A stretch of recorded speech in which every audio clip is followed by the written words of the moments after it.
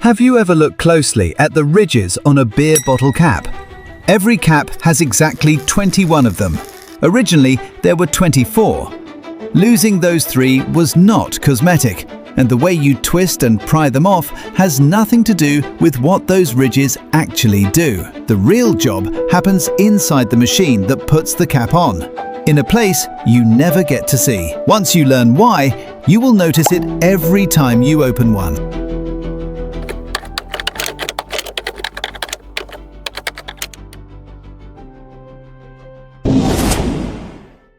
It's not about your fingers. Those ridges on a beer bottle cap are not there for grip. They are locking teeth. Most people assume those little grooves give your fingers something to hold on to.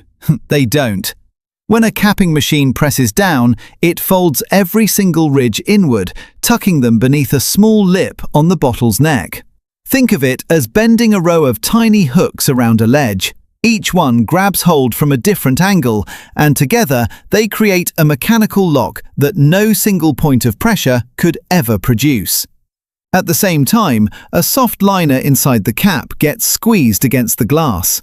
That compression is the real barrier between the carbonation inside and the air outside. Without those ridges, the metal would crumple unevenly. Some spots would grip, others would not. The carbonation would be gone before the bottle ever left the factory. The number that used to be different. The technical name for them is corrugations. And they were not always 21. When William Painter patented what he called the crown cork in 1892, his original design had 24. They worked fine in hand-operated systems. But when bottling plants switched to automatic machines, something unexpected happened. Caps with 24 corrugations kept jamming inside the narrow tubes that fed them onto the production line. Engineers tried 23. It was better, but still unreliable. They dropped to 21, and the jamming stopped. The hidden math behind the number. But 21 did not survive for over a century just because it fit through a tube. The real reason is force distribution. A standard crown cap is 26 mm across. At that size, 21 corrugations split the edge into equal segments.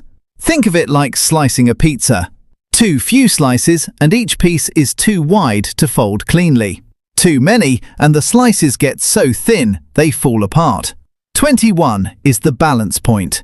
The metal folds cleanly and distributes force evenly around the entire lip of the bottle. And that balance is critical for one reason. Modern capping lines seal thousands of bottles per minute. At that speed, every ridge on every cap on every bottle has to fold exactly the same way.